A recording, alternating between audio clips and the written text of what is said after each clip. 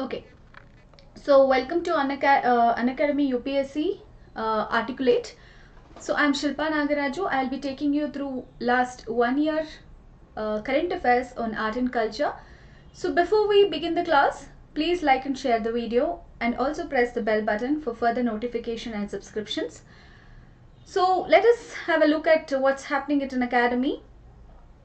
This is India's most comprehensive UPSC test series. You can practice till you crack it. There are 80 tests every year, 50 prelims test and 30 mains test, 20 full length test and 12 sectional tests, 18 topic wise tests. So it is worth rupees 30,000 and it comes free with 1 year subscription and onwards. It is curated by top educators and it is analyzed by the top educators. The course is curated as per the changing UPSC pattern. It competes with the best in India. The offer ends on 30th June. The test will be uploaded from 4th July onwards and it is valid only on Iconic, Combo and GS offers. There is one subscription to Crack It All program. You can save big time on the combo. 25% you get off with the optional and 10% using my referral code. My referral code is Shilpa N10 and you can hurry up and get your subscription now. The offer is the last date is today, that is June 23rd. 1 year subscription is valid till mains 2022 and 2 year subscription is valid till mains 2023. You can check out the new prices for GS Plus optional and Iconic GS Plus optional. So weekly one-on-one personal mentoring program is happening at Unacademy. The last offer date is June 23rd, that is today. So this is India's best program to crack UPSC. You have limited seats of 100 only. You have daily in-person doubt solving session with monthly AMA sessions with top educators. UPSC interview attended coaches will be guiding you and this is a community of high potential aspirants. So you have almost in-service people and people who have attended multiple UPSC interviews will be guiding you. So please do not delay. Today is the last date, so go for this program. The coach allotment is done on first come first serve basis, so please don't miss this opportunity and go for it. UPSC CSE Maha subscription offer is happening where you get extended subscription.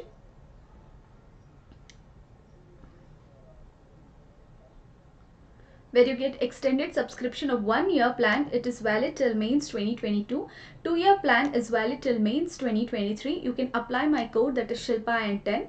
The offer is valid for 1 year and above, plus GS, Iconic GS, optional, plus combo and Iconic combo. It is last few days left, so hurry up and go for the offer.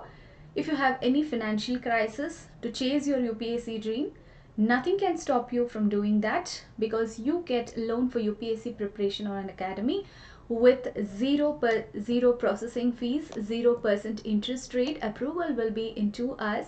There is no hidden charges with minimal paperwork and flexible tenures. You can apply for loan here in the given link and you can use the form which is given in the description section. So UPSC CSE Ultimate Surprise is happening where you get 20 books which is created by best UPSC experts and it is worth of rupees 10,000. It comes free with 1 year subscription and onwards. You have 100% syllabus completion and highly structured for ease of learning. It is created by the best UPSC experts. Previous year questions are included and it is updated with current affairs. So the books are available bilingual, that is Hindi and English. The course it starts from June 3rd week. It's valid only on GS, Iconic and Combo subscriptions. Every Sunday at 11 AM you have Unacademy Combat Scholarship Test. This is a formula for success in UPSC CSE. You can win scholarships worth rupees 4 crore and 60 questions in 60 minutes. There are tests in Hindi and English. It has free live test on Android. You can enroll now using my code, that is Shilpa N10. So new batches for UPSC CSE 21, 22 and 23 aspirants are starting from today. 1 year batches, 2 year batches, Phoenix revision batches for UPSC CSE is happening from today. So don't miss this opportunity and grab it before it's gone. Iconic Plus program is launched, where you get personal guidance with study planner, study material, and experts guidelines with test analysis. You get live classes, weekly tests, and structured courses with unlimited access. So 2 types of subscriptions are there for you. One is Plus subscription, the other one is Iconic subscription. So choose whichever is better for you and go for it. You also have UPSC CSE optional combo. You can pick the plan which is good for you and start preparing. So let's crack it with Unacademy. Let's begin today's session. So my session is from 3 to 4 every day, and I will cover art and culture and news for the past 1 year. So today the first question is about Chendamangalam sari. This Chendamangalam sari was a news. So I have picked this question because it is related to art and culture. So with reference to Chendamangalam sari, consider the following statements. Now they asked for correct statement here. Chendamangalam is a small town near Bangalore that stands at the crossroads of 3 rivers. Bangalore में 3 rivers किधर से होता है? I don't know. So Bangalore में river ही नहीं है, तो ये small town near Bangalore नहीं है, and there is no crossroad of 3 rivers, so ये wrong है. The town was part of the ancient port complex of Muziris and known for its fine cotton spun here by the Devanga Chettiars. Devanga Chettiars are a community of weavers originally from Karnataka. So this town, or the Chendamangalam, is actually in Tamil Nadu. No, I think it's in Kerala. Yes, it's in Kerala. So it stands at the crossroad of 3 rivers. It was a part of ancient port complex of Muziris. If you remember, Sangam age के बारे में जब हम पढ़ रहे थे, I had mentioned you about Muziris. So ये Muziris had connection with Roman Empire. There was trade between India and Rome during those days in Sangam era. It is known for its fine cotton spun by Devanga Chettiars. This Devanga Chettiars are a community of weavers. They are originally from Karnataka. So you all know Kerala, Karnataka, Tamil Nadu, Andhra Pradesh, Telangana or Maharashtra, they are all having borders with each other. So it's obvious, like one state का community दूसरे state में जाके settle हो जाते हैं. ऐसे बहुत examples आपको मिलता है. तो इधर we have a community called Devanga Chettiars. They have migrated, or they were originally from Karnataka but now settled in Kerala in this town, that is Chendamangalam. The GI tag Chendamangalam sari is recognized by its Puliyilakara border, that is a thin black line that runs abreast the sari's self edge. So this is having a thin black line, it runs abreast with the sari's self edge. So what are the correct statement here? We saw here the first statement is wrong. So I eliminate the options which as statement 1 and we come to the answer, that is 2 and 3. So please remember, this town of Chendamangalam. It stands at the crossroads of 3 rivers and it is in Kerala. It was a part of ancient port complex of Muziris. Muziris को Rome से trade connection था during the Sangam age. It was very popular. अभी भी excavations जारी है ये Muziris town में, and आपको बहुत ही ancient utensils and things are excavated even now. It is known for its fine cotton spun here, mainly by a community of weavers. They are originally from Karnataka and they are named as Devanga Chettiars. It is a GI tagged sari. It is recognized by its Puliyilakara border. It has a thin black line and it runs abreast with sari's selvage. So let's see about this. Care for Chendamangalam, which works with weavers in Kerala, brings the eponymous GI tagged sari for a fundraiser exhibition to Bengaluru. तो ये Chendamangalam sarees एक exhibition में आया था Bangalore में, mainly for the fundraiser exhibition, because these weavers community were in trouble. You know the reason why. So इसके वजह से ये Chendamangalam sarees news में था. The Chendamangalam is a small town which is near Ernakulam in Kerala. It stands at the crossroads of three rivers. So, तीन नदियाँ इधर मिलते हैं. So, in Ernakulam district in Kerala, you find this Chendamangalam place. The town was part of ancient port complex of Muziris. I already told you it had connections with Rome. It is known for its fine cotton spun here by the Devanga Chettiars, a community of weavers originally from Karnataka.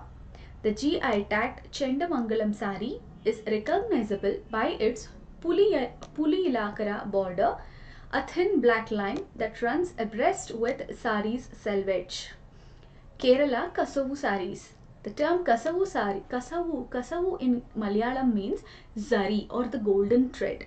It is used in the border of this Kerala sari. So Kasavu sari is kind of part and parcel of Kerala culture. In fact, for all important Kerala occasions or festivals, you find these Kerala women or the Malayali women who adorn this Kasavu saris. Kasavu in Malayalam means zari, which means golden thread. Zari is a golden thread. So they use in the border of this Kerala sari. It is very famously known as Kerala sari. The identity of the sari comes from the geographical cluster they are associated with it. So they have a different clusters. Like हमको बाहर से पता है कि ये केरला साड़ी है, ये केरला कसवू साड़ी है, but inside if you dig into it, they have three different clusters. The Indian government has identified three clusters in Kerala. One is Balaramapuram, Chendamangalam and Kuttampalli. They have been given the GI tag. So there are three clusters here. One is Balaramapuram, the other one is Chendamangalam, the third one is Kuttampalli. So three clusters are there. They actually produce this Kerala Kasavu sarees. The Kasavu means the zari or the golden thread. It is used in the border of the Kerala. Identity comes from the geographical cluster they are associated with. There are three clusters: Balaramapuram, Chendamangalam and Kuttampalli. So they have been given a GI tag for all the three clusters. It is recognizable in its Puliyakara border. Puliyakara border means a thin black line that runs side by side with sari's selvage. It has extra weft, chuttikara and stripes and checks of varying width. It is widely believed that weaving in Chendamangalam was introduced by the Palyam family. So this Palyam family is the main ones who had introduced this weaving in this Chendamangalam town. Called as Palyat Achans. The family name is Palyam. So unko ye bulate the Palyat Achans. The family was hereditary to the Prime Minister post to the Maharaja of Cochin. मतलब ये दीवान के post में hereditary होते थे ये Palyat Achans. They have been associated with Chendamangalam from 16th century onwards. Other GI tagged products from Kerala are Kasargod saris, Pokkali rice, Neelambur teak, Waynad Robusta coffee, Tirur betel leaf, etc. So other GI products के बारे में I am telling from Kerala. You have Kasargod saris which have the GI tag. Pokkali rice के बारे में तो I have spoken. It has salt resistant variety and it is a material for research for many researchers because ये salt variety जो है ये salt variety जो है ये पोक्कली राइस का it is very unique. It is actually very unique. It's really very unique and it's part of a research. Now what are the features which is allowing this pokkali rice to be salt resistant and why it is grown in this backwaters of Kerala, ये सब research का material है. So it has a unique property and it has different aroma. It is actually using no organic no fertilizers. So this is a variety of rice which has GI product list in Kerala. Nilambur teak तो बहुत famous है. इनका teak बहुत famous है, abroad में जाता है and it's known for its durability and affordability to and low maintenance of product or furnitures. Waynad Robusta coffee, it is also a GI product. Tirur betel leaf, etc. It also has a GI list. So please remember about this products. Now, what is GI or geographical indication tag? It is an indication. It will identify the goods having special characteristics originating from a definite geographical territory. The Geographical Indications of Goods, that is Registration and Protection Act 1999, seeks to provide for the registration and better protection of geographical indications relating to goods in India. It is administered by the Controller General of Patents, Designs and Trademarks, who is the Registrar of Geographical Indications. The Geographical Indications Registry is located at Chennai. The registration of a geographical indication is valid for a period of 10 years. It can be renewed from time to time for a further period of 10 years each. It is also part of World Trade Organization's trade-related aspects, intellectual property rights, that is TRIPS. TRIPS के बाद है ये GI tax of India, and it is located at Chennai. The registration of a geographical indication is valid for a period of 10 years. So please remember why they give this GI tag, because it's an identity. You're identifying a good because it has some special characteristics originating from a definite geographical territory. The Geographical Indications of Goods, Registration and Protection Act 1999 seeks to provide for the registration and better protection relating to goods in India. It is administered by the Controller General of Patents, Designs and Trademarks, who is the Registrar of Geographical Indications. It is located in Chennai, and every geographical indication is valid for the period of 10 years. Then onwards you have to renew it. So it is part of WTO, or the World Trade Organization's trade related aspects of intellectual property rights, that is TRIPS. So this is the sari. This is the sari we were talking about, that is Chendamangalam sari. It is from the weavers in Kerala, and they had come for a fundraiser exhibition to Bengaluru, which had put them in news. This Chendamangalam is a small town near Ernakulam district in Kerala, and it stands at the crossroads of three rivers. This Chendamangalam town was a part of ancient port complex of Muziris. Muziris एक port town था, and it was in trade with Rome Empire. There were a lot of archaeological artifacts which we find here in the Muziris excavations, where it shows that this part of Muziris was in connection with Rome. So it is known for its fine cotton spun here by the Devanga Chettiars. These Devanga Chettiars were a community of weavers. They originally are from Karnataka. The GI tagged Chendamangalam saris is recognized by a puli alakara border, or a thin black line that runs abreast with the sari selvage. Kerala कसवू sari के बारे में तो आप सबको पता है, क्योंकि it's very famous, and usually you find this Malayali women who wear this kasavu sari. Kasavu in Malayalam very simply means the zari or the golden thread. It is used in the border of the Kerala sari. The identity of the sari comes from the geographical cluster they are associated with. The Indian government has identified three clusters in Kerala. One is Balaramapuram, Chendamangalam and Kutampally, that have been given a geographical indication or GI tag. It's recognizable by its Puli Alakara border, a thin black line that runs side by side with the sari selvage. It has an extra weft, chutikara and stripes and checks of varying width. It is widely believed that this Chendamangalam sari or the weaving was introduced by the Palyam family, who were the hereditary to the prime ministerial post of the Maharaja of Cochin. They were famously called the Paliyat Achans. They have been associated with the Chendamangalam from 16th century onwards. Other GI products of Kerala are Kasargod saris, Pokkali salt variety rice, Neelambur teak, Wine Robusta coffee, and Tirur betel leaf.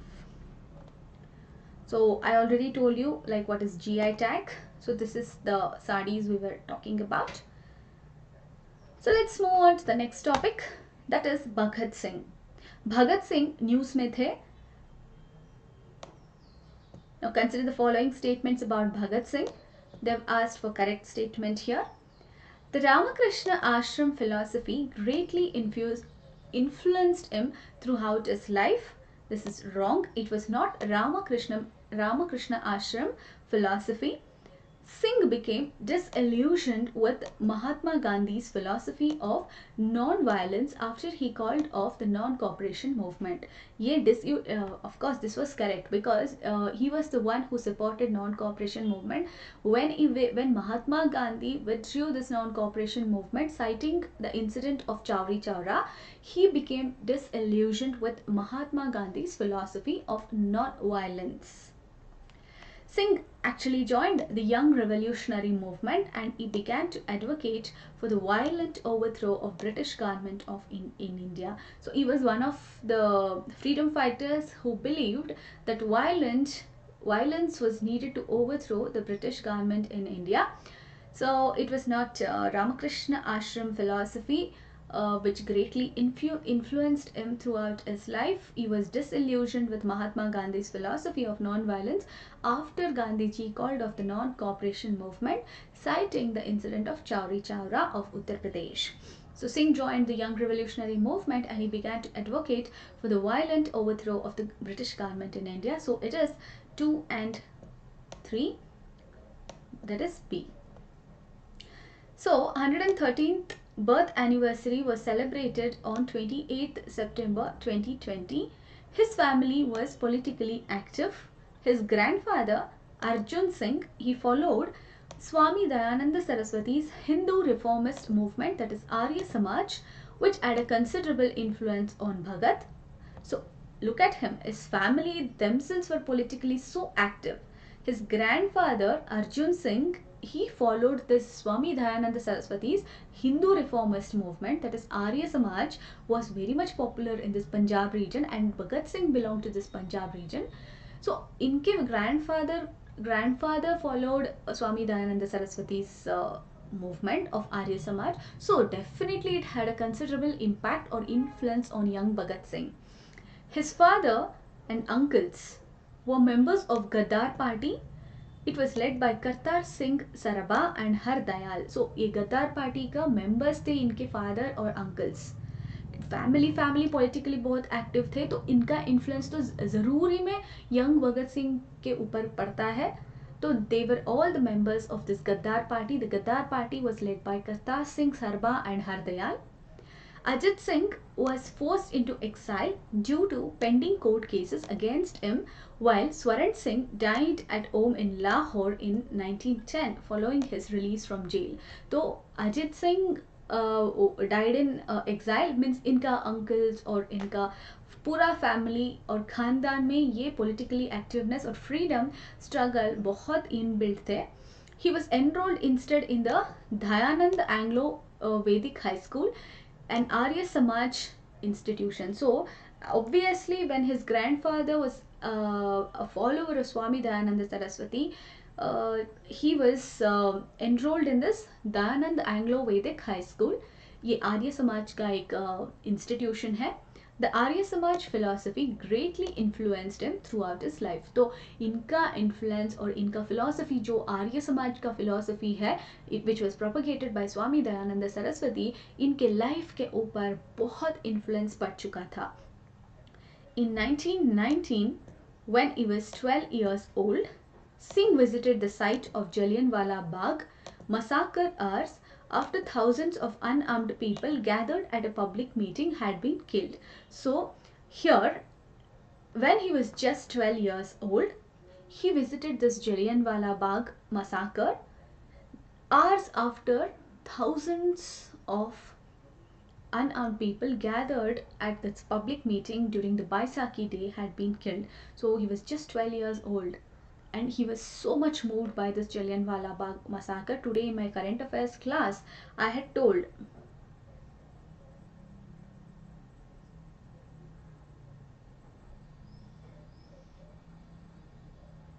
Just a second.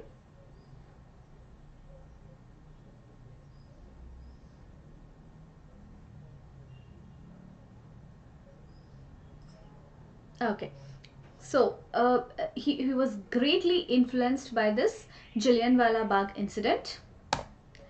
So Singh became disillusioned with Mahatma Gandhiji's philosophy of non-violence after he called off the non-cooperation movement. You all know the reason, because of this Chowri Chowra incident in Uttar Pradesh.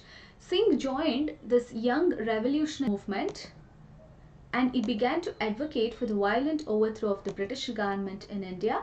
He was inspired by Young Italy movement of Mazzini. Mazzini was the founder of this Young Italy movement. Please remember this. He founded the Indian Socialist Youth Organization Naujawan Bharat Sabha in 1926. He also joined Hindustan Republic Association को ये Bhagat Singh join किए थे, and before that he also founded this Indian Socialist Youth Organization, that is Naujawan Bharat Sabha. It was inspired by Mazzini's Young Italy movement. So this Hindustan Republican Association जिसमें भगत सिंह ने join किए थे, it had prominent leaders like Chandrasekhar Azad, Ram Prasad Bismil and Shahid Ashafullah Khan. Singh was a prominent member of Hindustan Republican Association and was probably responsible in large part for its change of name to Hindustan Socialist Republican Association in 1928. The HSRA vowed to avenge the Rice death. Singh conspired with revolutionaries like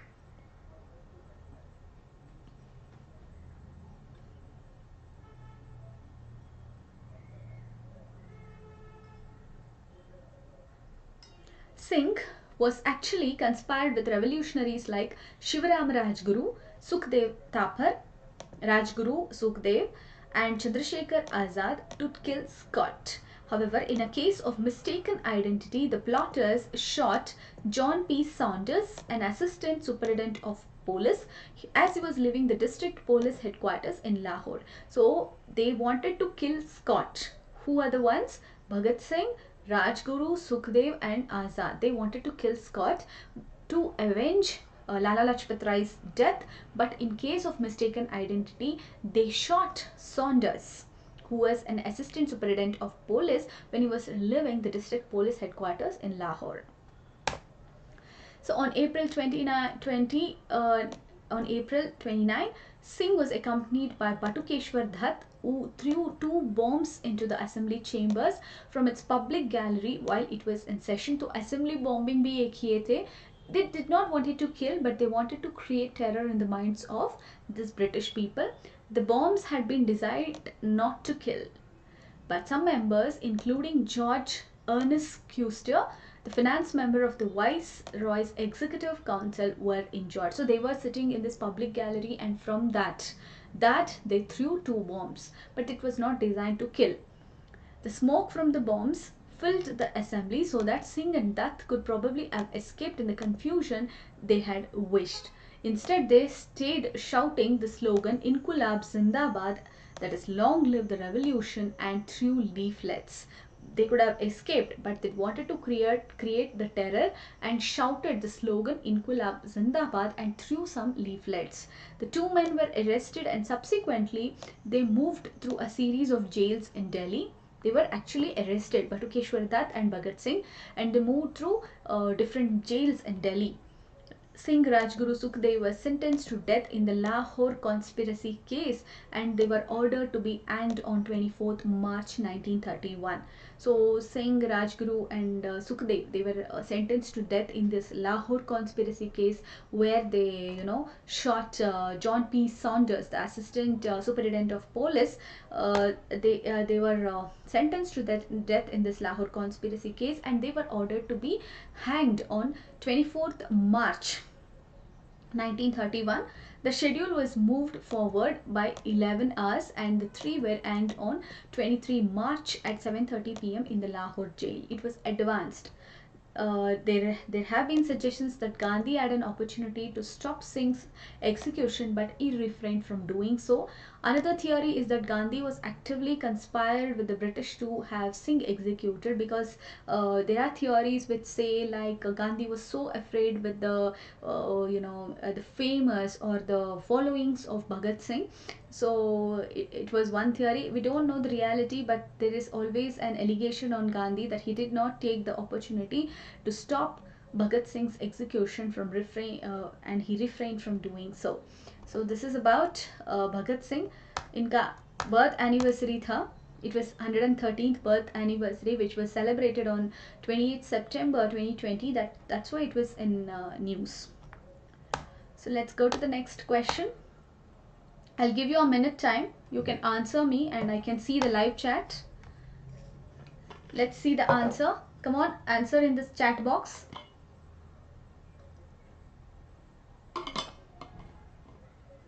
I'll give you a minute time.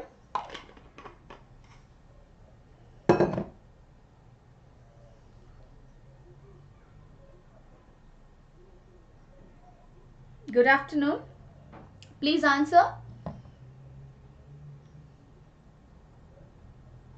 NCRTs are the best books. You can use the NCRT books, and you can follow CCRT website. You can also follow the NCRT books for this, your art and culture. You can also follow the classes which I conduct for the exams preparation. Come on, answer now.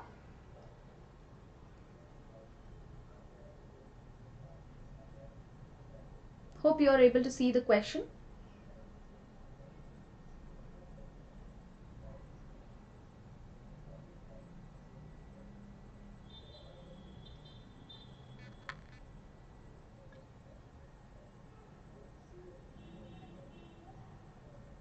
Okay.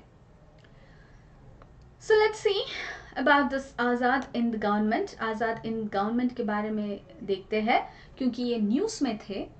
Now let's see about the correct statement here. They've asked for correct statement. Definitely you can make notes on these questions. You can definitely, but try to answer it live so that you will be able to practice this, So let's see about this Azad Hind government. ये question है Azad Hind government के ऊपर, और ये they are asking about the correct statements. Netaji Subhash Chandra Bose had announced the establishment of the provisional government of Azad Hind in occupied Singapore in 1943. The provisional government was also formed in Japanese occupied Andaman and Nicobar Islands. Andaman and Nicobar Islands. Yes, it was very much true. Bose was convinced that armed struggle was the only way to achieve independence for India. So Azad Hind government के बारे में question पूछे हैं क्योंकि it was a news, it was their anniversary. Netaji Subhash Chandra Bose had announced the establishment of provisional government of Azad Hind government, Azad Hind, in occupied Singapore in 1943. The provisional government was also formed in the Japanese occupied Andaman and Nicobar Islands. Bose was convinced that armed struggle was the only way to achieve independence for India. So it was all three which is correct.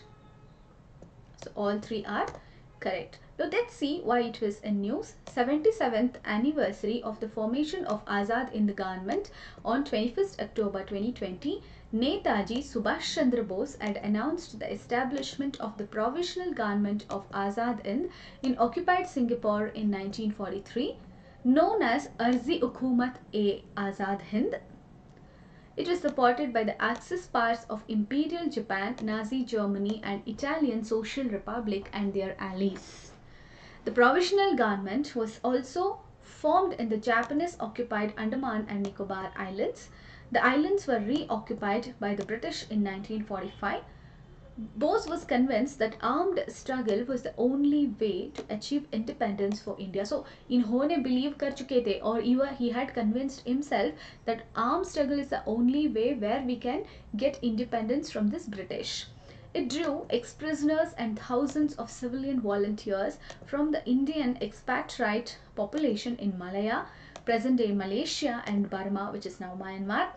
So many ex-prisoners and civilian volunteers who were the Indian expatriates in Malaya or the Malaysia and Myanmar joined this Azad Hind government. The Azad Hind government had its own code, civil code and currency. Its provisional capital was Port Blair, while its capital in exile was Rangoon and Singapore. So provisional capital tho Port Blair tha in Andaman and Nicobar Islands. Capital in exile was Rangoon in Myanmar and Singapore. So this was the 77th anniversary of the formation of Azad Hind government. So that's why it was in news. In 1943, Bose had announced the establishment of the provisional government of Azad Hind in the occupied Singapore. It was also capital in exile. It was known as Arzi Hukumat e Azad Hind. It is supported by Axis powers of Imperial Japan, Nazi Germany and Italian social. Good afternoon all, good afternoon. So it was supported by Italian Social Republic and their allies. The provisional government was formed in the Japanese occupied Andaman and Nicobar Islands. It was reoccupied by the British in 1945. Bose was convinced that armed struggle was the only way to achieve Indian independence. It drew ex-prisoners and thousands of civilian volunteers from Indian expatriate population in Malaya, present-day Malaysia and Burma, which is now Myanmar.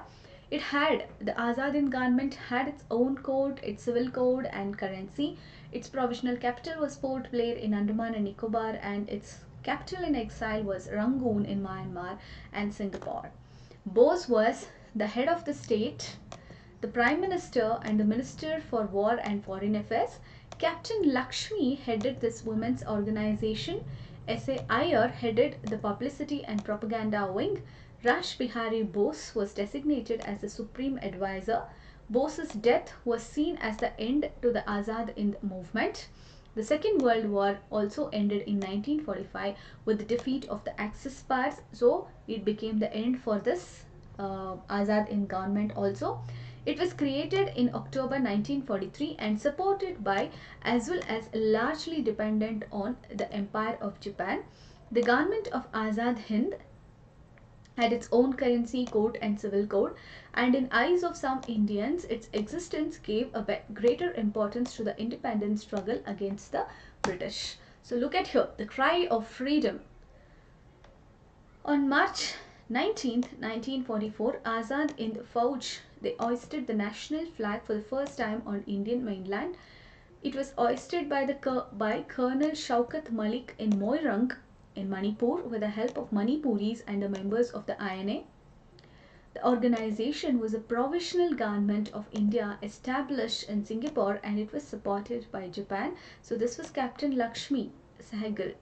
It had a strength of about 85,000 troops, including a separate women's unit which was headed by Captain Lakshmi Swaminathan.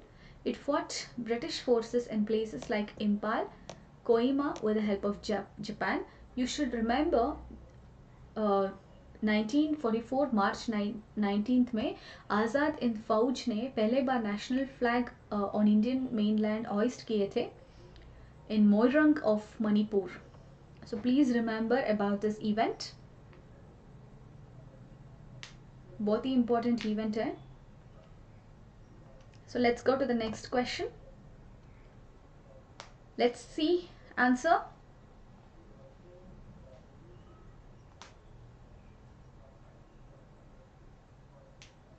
I'll give you a minute.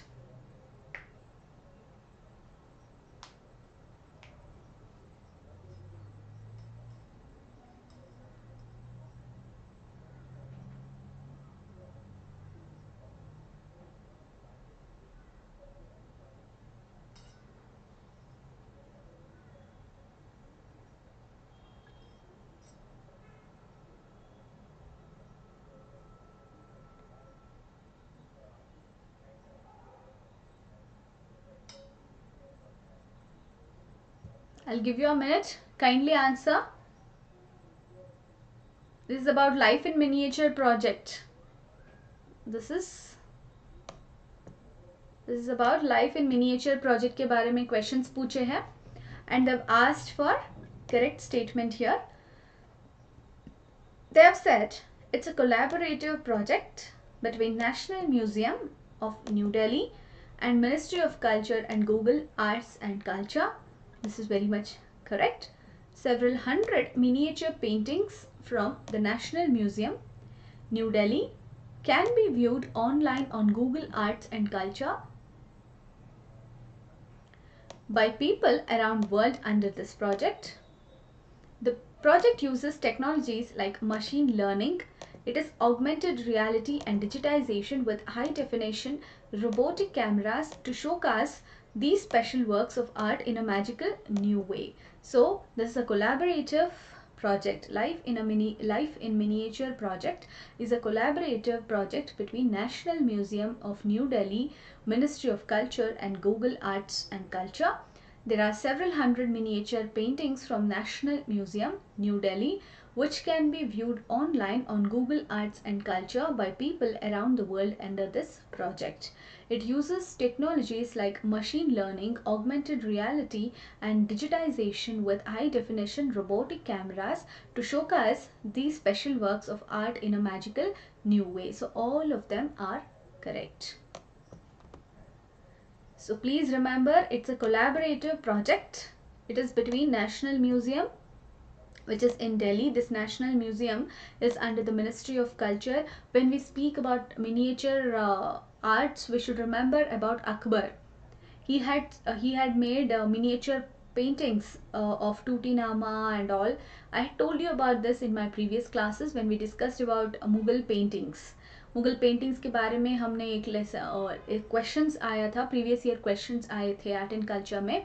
तो I have discussed about how paintings evolved during this Mughal times, right from Babur, Humayun, Akbar and Jahangir, Shahjahan, Aurangzeb, सबके बारे में how it evolved I have told you. Of course during Aurangzeb ये तो बहुत busy थे मराठास के साथ war veg करने में, तो उनको टाइम ही नहीं था. Be it art and architecture, be it painting or singing or anything. it was like everything was disintegrating during his times, because he was very much concentrated in the South India region. Conquest between Shivaji and Aurangzeb is a famous topic in the history. So please remember how miniatures were given too much of importance during the period of Akbar. बाद में ये individual portrait started to begin during the periods of Jahangir, so that's a big story. So please remember these miniature paintings were given more importance during this Akbar period. ये तो collaborative, this Life in Miniature project is a collaboration project between National Museum of New Delhi.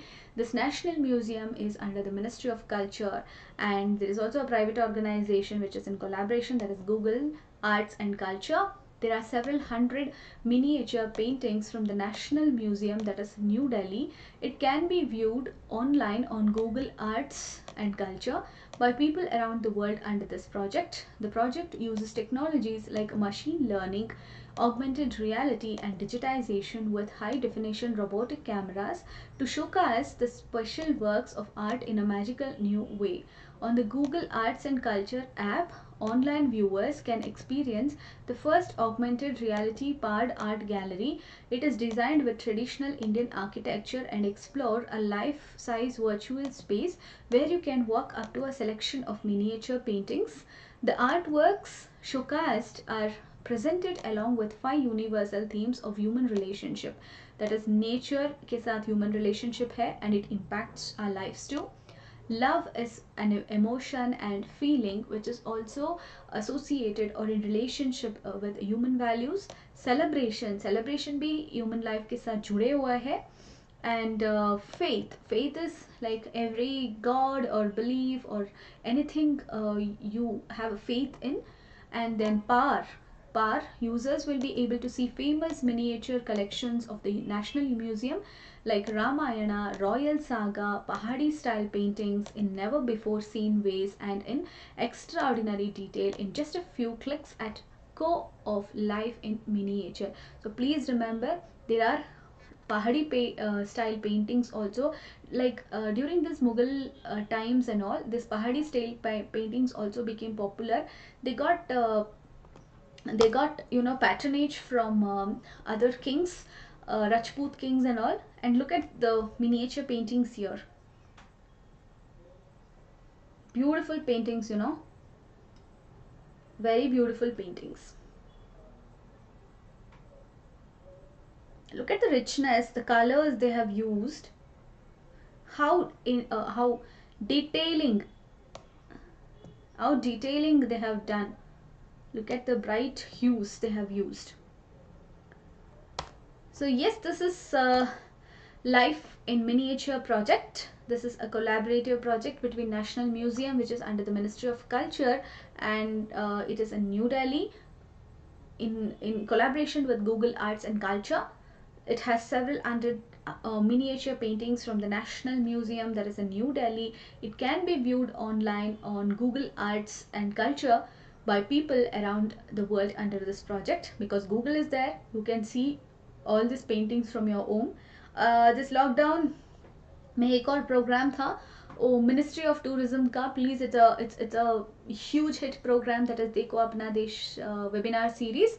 Ministry of tourism का एक initiative है, and it's very very popular. It is a hit series क्योंकि they have showcased different places like beat Punjab और beat Hyderabad और Hampi. They have this famous list of places, mainly the UNESCO World Heritage Sites, even Khajuraho temples. Today I was taking the April 2021 current affairs class, wherein I discussed, like, in this Dekho webinar, Apna Desh webinar series. It is actually under the series of under the objective like एक भारत श्रेष्ठ भारत. इनके objective के under they have launched this देखो Apna Desh webinar series by ministry of tourism. Khajuraho temples के बारे में बहुत beautifully they have explained in the series.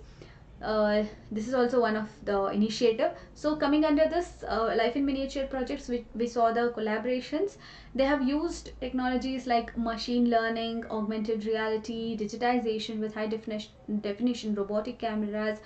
They want to showcase these special works of art in a magical new way. So all of them are correct.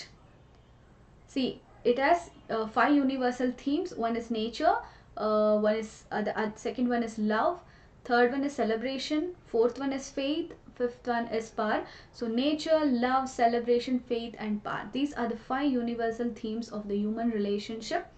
So you can see the famous miniature collections of the National Museum like Ramayana, Royal Saga, Pahadi style painting in never before seen ways. It is in very extraordinary details in just a few clicks at Life in Miniature. So see the paintings also here.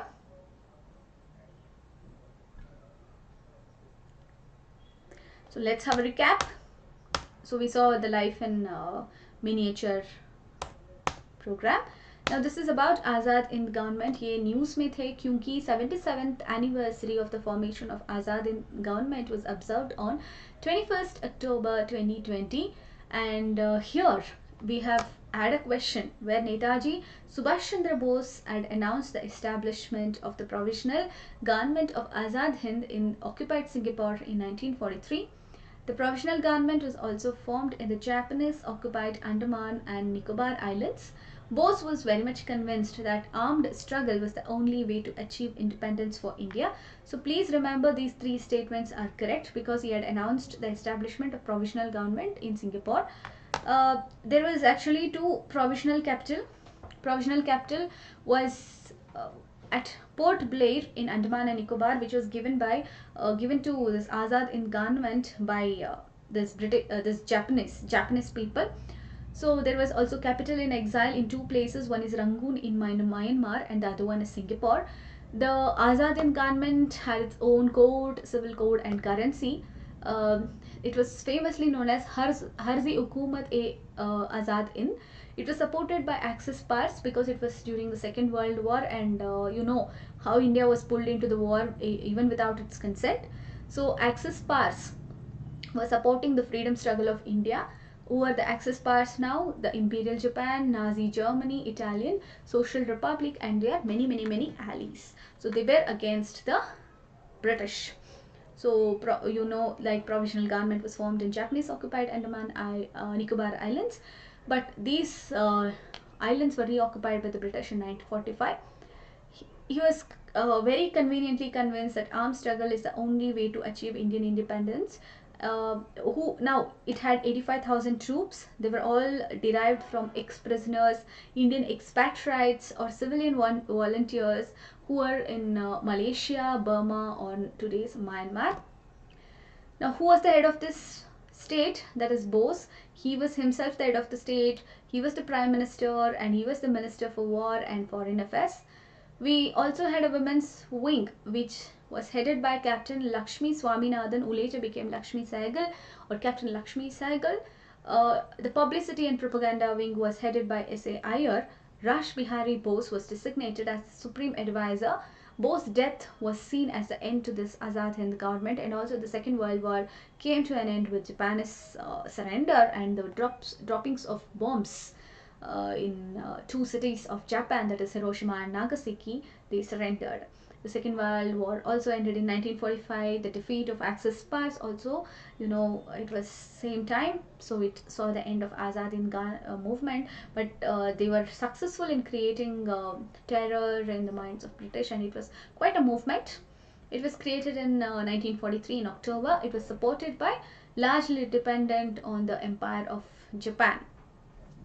So see here, you should know one beautiful thing here. On March 19, 1944, Azad in the Fauj had hoisted the national flag or the tricolor flag for the first time on the Indian mainland, that is in Moirong in Manipur.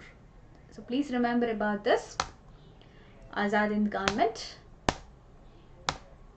This is about Bhagat Singh. We saw it was 113th birth anniversary of Bhagat Singh on 28th September 2020. See, his family themselves were politically very active. Look at his grandfather Arjun Singh. He was a follower of Swami Dayananda Saraswati's Arya Samaj movement. So this had a considerable influence on Bhagat Singh. His father, his uncles were the members of Ghadar Party. Ghadar Party was led by Kartar Singh Saraba and Hardayal. Ajit Singh was forced into exile due to the pending court cases against him, while Swaran Singh died at home in Lahore in 1910 and followed his release from jail. So being his grandfather Arjun Singh तो दयानंद सरस्वती के follower थे, तो he enrolled Bhagat Singh, young Bhagat Singh, in Dayananda Anglo-Vedic High School. This was an Arya Samaj institution. The Arya Samaj philosophy greatly influenced him throughout his life. In 1919, he was 12 years old. He visited the site of Jallianwala Bagh massacre. Today morning itself we dealt with this Jallianwala Bagh massacre. In fact, in 2019, British had repented about this Jallianwala Bagh massacre, but look at them, till now they have not at all apologized for this. It's a very disheartening thing. People like Rabindranath Tagore and Mahatma Gandhi, they gave up their knighthood and Caesarate in the titles. So there were a lot of outcry about it, and General Dyer, who was the commander who ordered this massacre, he was sent into exile. So Bhagat Singh actually became disillusioned with Mahatma Gandhi's philosophy of non-violence after he called off this non-cooperation movement, citing this Chowri Chowra incident in Uttar Pradesh. He disillusioned this Mahatma Gandhi's philosophy and he joined this young revolutionary movement. He started to advocate for violent overthrow of British government in India. He was inspired by, he used to read a lot of revolutionary stories in his college days, and he was inspired by this young Italy movement of Giuseppe Mazzini. He founded the Indian Socialist Youth Organization, that is called Naujawan Bharat Sabha, in 1926. He also joined the Hindustan Republican Association, which had prominent leaders such as Chandrasekhar Azad, Ram Prasad Bismil and Shahid Ashafullah Khan. Singh was a prominent member of Hindustan Republican Association. He was probably responsible in large part for its change of name to Hindustan Socialist Republican Association or HSRA in 1928. This HSRA, that is Hindustan Socialist Republican Organization, it had vowed an avenge against this Lala Lajpat Rai's death. You all know the famous story. Lala Lajpat Rai was died because of this police beating during his protest against Simon Commission. To avenge his death, this HSRA had vowed, and Singh was conspired with fellow revolutionists like Shivram Rajguru and Sukhdev Thapar and Chandrasekhar Azad to kill the Scot. However, in a case of mistaken identity, they shot John P. Saunders, who was Assistant Superintendent of Police when he was leaving the district police headquarters in Lahore. In 1929, Singh, accompanied by Batukeshwar Dutt, threw 2 bombs into the assembly chamber from its public gallery while it was in session. The bombs had been designed not to kill, but some members like the George Ernst, the finance member of the Viceroy's Executive Council, were injured. There were smokes from the bombs. There were actually smokes from these bombs. In fact, it could have led in confusion as Singh and Dutt wanted, but they started shouting this slogan, that is Inquilab Zindabad, or long live the revolution, and they threw leaflets. They were arrested. And they were moved through a series of jails in Delhi. Actually, they were Singh, Rajguru and Sukhdev. They were sentenced to death in the Lahore conspiracy case and were ordered to be hanged on 24th March 1931. But the schedule was moved forward by 11 hours and the 3 were hanged on 23rd March 1931 at 7:30 p.m. in the Lahore jail. There had been suggestions that Gandhi had an opportunity to stop Singh's execution, but he refrained from doing so. There are many theories against Gandhi for not doing actively trying to stop the execution or something like that. So please remember about Bhagat Singh. He has contributed a lot for Indian independence movement. Many revolutionaries have been inspired by him. He was a young revolutionary. So the first topic for the day and the last topic for the revision for the day, it is Chendamangalam Sadi. It is Chendamangalam is a small town near Ernakulam district in Kerala. It stands at the crossroads of 3 rivers. It was a part of ancient port complex of Muziris, and it is known for its fine cotton spun here by the Devanga Chettiars. They are a community of weavers originally from Karnataka. The GI tagged Chendamangalam sari is recognizable by its Puli Alakara border, or a thin black line that runs abreast with the sari's selvage. So why it was a news? Because there was a fundraiser exhibition in Bangalore. There is care for Chendamangalam. This came with this Chendamangalam sarees, so that there will be some funds for them. We also already saw that Chendamangalam is a small town near Ernakulam district in Kerala, and it stands at the crossroads of 3 rivers. The town was part of ancient port complex of Muziris and known for its fine cotton spun here by the Devanga Chettiars, who are a community of weavers originally from Karnataka. The GI tagged Chendamangalam sari is recognizable by its Puli Alakara border, a thin black line which runs abreast with a sari selvage. There are, when you see or go to any Malayalis, usually in the festivals, they wear this Kerala Kasavu sari, which is famously called the Malayali sari. Kasavu in Malayalam means the golden thread or the zari. It is used in the border of this Kerala sari. The identity of the sari comes from the geographical cluster they are associated with.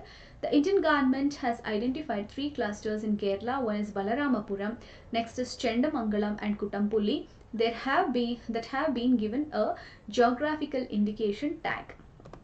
So it is recognizable by its Pulialakara border, a thin black line that runs side by side with the sari's selvage. It has extra weft chutikara and stripes and checks of varying width. It is widely believed that weaving in Chendamangalam was introduced by Palyam family. Palyam family were famously known as Paliyat Achans. The family were hereditary to the Prime Minister post to the Maharaja of Cochin. They have been associated with this Chendamangalam from 16th century onwards. Other GI products from Kerala are Kasargod saris, Pokkali rice, which has high salt resistance. It is grown without any fertilizers. Neelambur teak, which is very famous, low maintenance and long durability. Wayanad Robusta coffee, and Tirur beetle leaf. So you also saw what is GI tag. It is an indication. It is used to identify the goods which have special characteristics or originating from a definite geographical territory. So it has this registry located at Chennai. It is valid for 10 years, and after that you have to renew it. It is a part of World Trade Organization's TRIPS, that is trade related aspects of intellectual property rights. So this is Chengamandalam Sadi. So you can follow my profile, and my schedule goes like this: 11 to 1 in the morning at Unacademy platform. You have my current affairs class ongoing, and 3 to 4 the YouTube session on art and culture and news. And then now 4 to 5 I have my PYQ, or the previous year questions solving session, at Unacademy platform. So thank you very much. Like and share the video, and also press the bell button for further notifications and subscriptions. Have a great day. See you.